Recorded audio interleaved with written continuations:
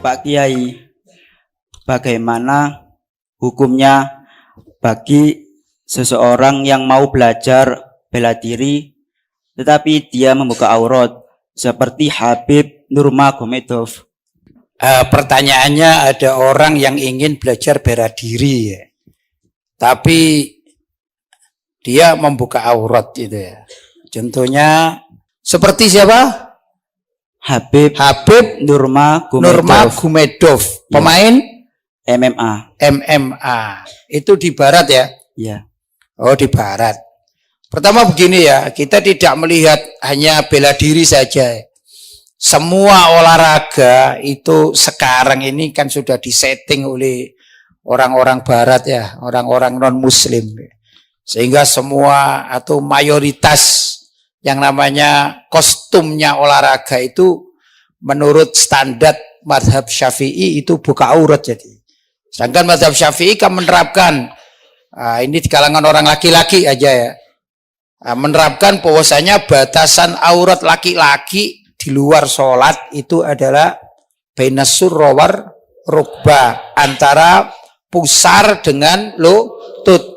Itu yang wajib ditutupi. Artinya di atas pusar sedikit wajib ditutupi, di bawah lutut sedikit wajib ditutupi. Tapi main bola gimana ini? Main bola juga secara umum kan, mohon maaf, pahanya juga tidak ditutupi kan gitu ya.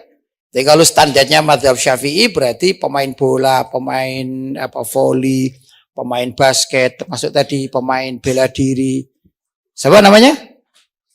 Habib Nurmagomedov. Nah, ini kan juga kan membuka aurat jadi ya. Terus pertama begini, hidup di negeri barat. Hidup di negeri barat sangat berbeda dengan hidup di negeri mayoritas umat Islam.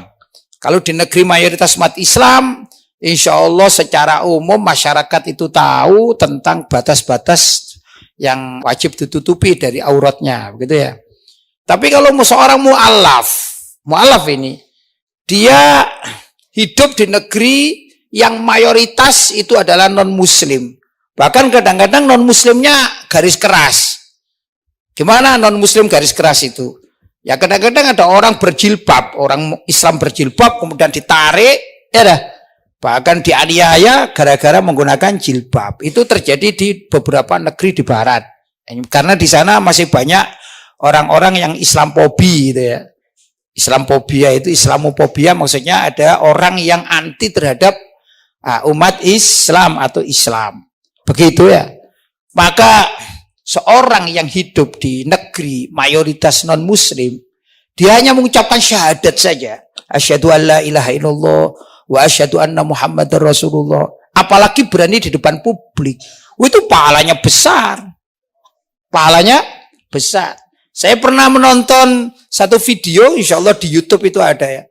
Cuman ada seorang muslim atau muslimah dari barat itu. Dia memasang kalung dengan tulisan I am Muslim. Kemudian dia menjulurkan tangannya begini ya. Dan beberapa orang diminta untuk memeluknya. Maksudnya orang-orang non-muslim disuruh memeluknya bahwa kami ini muslim bukan teroris. Kami adalah orang-orang biasa seperti Anda-Anda. Cuman agama kami Islam. Itu sudah sangat luar biasa di hadapan Allah SWT. Enggak semua orang berani pengorbanan semacam itu. Kenapa? Nanti bisa dituduh teroris, bisa dibunuh, begitu ya. Ini pengorbanan. Loh kalau kita, ya lain. Kita hidup di negeri mayoritas muslim. Gak penting kita kan ditulisi I am Muslim gitu ya, ketawain orang kan gitu ya.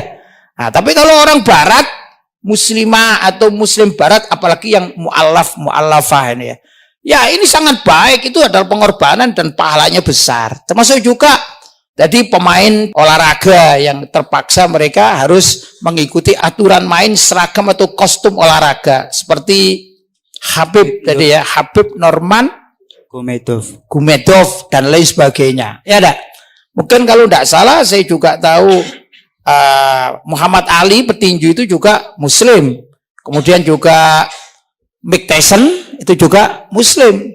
Ya, tapi dengan pakaian seperti itu bagaimana? Ya mudah-mudahan pertama diampuni oleh Allah SWT. Tapi menampakkan keislaman di lokasi atau di wilayah apa non muslim yang mayoritas non muslim, ini adalah suatu keberanian yang perlu diapresiasi, begitu ya.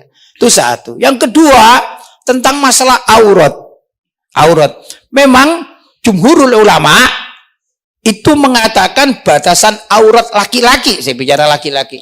Batasan aurat laki-laki adalah ma baina surra war rukba, antara surra yaitu pusar sama lutut, yaitu yang wajib ditutupi. Tapi ada pendapat menurut salah satu mazhab yang bukan mazhab Syafi'i, ya. Contohnya mazhab Imam Ahmad bin Hambal itu. Ada pendapat bahwa yang namanya aurat laki-laki itu hanya al-farjani, yaitu kemaluan depan dan kemaluan belakang. Yang lain-lain bukan aurat. Kalau menurut pendapat ini berarti Pak Habib tadi ya, itu nggak berdosa. Apalagi di barat kemungkinan besar mereka belum mengikuti perbedaan pendapat dalam fikih, dalam mazhab-mazhab yang kita anut, kan begitu. Kemungkinan besar mualaf baru belajar Islam, ya Islam hanya ala kulli hal mereka sholat. Tapi kalau sampai detail kan memang perlu belajar yang detail. Sedangkan kita ini yang di pesantren, alhamdulillah kita mulai kecil diajari sampai perbedaan pendapat pun pada saat tertentu akan diajari, begitu ya. Maka kembali lagi, kalau menggunakan salah satu pendapat di mazhab Hambali, itu ada yang memperbolehkan, begitu ya. Mohon maaf, yaitu memperlihatkan paha, gitu ya. Atau mungkin lebih enak dikatakan orang bercelana pendek, begitu ya. Celana pendek. Nah, yang diharamkan hanya memperlihatkan kedua kemaluan belakang maupun depan. Loh, kalau mengikuti mazhab ini kan tidak berdosa berarti. Walaupun menurut sebagian ulama, andai kata orang itu memilih pendapat dari salah satu mazhab Hambali, yaitu ada qaul, mungkin indahum di kalangan mereka qaulnya qaul dhaif mungkin, atau qaul lemah, tapi masih ada jalan, kan begitu ya. Nah, untuk yang tidak dalam saat berolahraga yang diwajibkan oleh panitia seperti itu, maka dia tetap hendaklah menutup aurat penuh sebagaimana lumrahnya umat Islam. Saya pernah lihat juga Pak Habib ini ya, itu pergi umroh. Saya pernah lihat. Lah berarti dia kan tidak mungkin kan pakai kostum olahraga, kan tidak mungkin. Ya pasti dia pakai kostum yang sopan, tapi di arena pergulatan itu ini menjadi suatu yang memang sulit ya untuk dihindari. Begitu barangkali ya. Jadi intinya siapapun, apalagi adalah orang-orang mu'allaf, itu tidak bisa kita hukumi kaku dengan hukum yang kita pahami. Ini dosa, tidak dosa, ini haram, tidak haram. Misalnya secara letterlek gitu ya, tekstual, tidak bisa begitu. Kita melihat juga bagaimana ulama-ulama zaman dahulu kala di dalam memasukkan Indonesia saja terhadap Islam. Begitu ya, sebagian para wali songo masih menggunakan metode-metode yang oleh warga Indonesia setempat itu dipergunakan. Ada gending, kan gitu ya, ada wayang, bahkan ada riwayat ini ada di suatu tempat, di situ ada adu jago atau adu ayam. Ini sudah marak di mana-mana. Maka ada di kalangan wali songo berupaya untuk membubarkan adu ayam. Tapi kalau langsung dibubarkan mereka tidak mau. Akhirnya beliau ini mengambil seekor ayam jantan, kemudian dibaca-bacain doa, kemudian diadu, tapi dengan catatan kalau ayam jantanku ini menang maka kalian harus bubar. Ternyata menang, nggak terkalahkan. Ya sudah, setelah bubar, apakah sang wali dari wali songo itu kemudian setiap hari adu ayam lagi? Ya enggak lah, itu kan metode dakwah saja. Karena itu sekarang kita nggak perlu gendingan lagi, karena sudah kita bisa mendengarkan Al-Quran, sholawat. Ya itu kan zaman dahulu kala. Jangan mundur dong kalau sudah muslimnya bagus. Masa muslimnya dari santri-santri gini, akhirnya kembali ke zaman dahulu kala pakai gending, pakai wayang. Ya nggak relevan. Kita sudah perlu pakai dalil ayat-ayat Al-Quran, pendapat para ulama. Kan begitu ya. Maka kembali lagi di masa hidupnya Pak Habib, nah ini yang di negeri-negeri non muslim mayoritasnya, tidak masalah, ya diuzur oleh para ulama juga begitu. Minimal dicarikan jalan keluar. Seperti tadi itu ada salah satu pendapat di kalangan mazhab Hambali yang mengatakan bahwasanya aurat laki-laki itu hanya wajib menutup 2 kemaluan. Sekitarnya tidak wajib, begitu ya.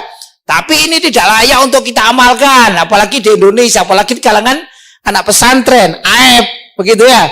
Karena bukan solusi, namanya justru tidak bagus. Maka kalau kita yang mengatakan apa yang wajib ditutupi dari aurat laki-laki, minimal ini yang secara fikih minimal baina surra warrukbah, antara pusar dengan lutut. Yang ditutupi seperti kita ini, sampai betis pun kita malu, ya tak? Terbuka betis, ini adalah suatu kemaslahatan dan suatu hal yang luar biasa kalau kita mau menjaga diri. Jelas ya?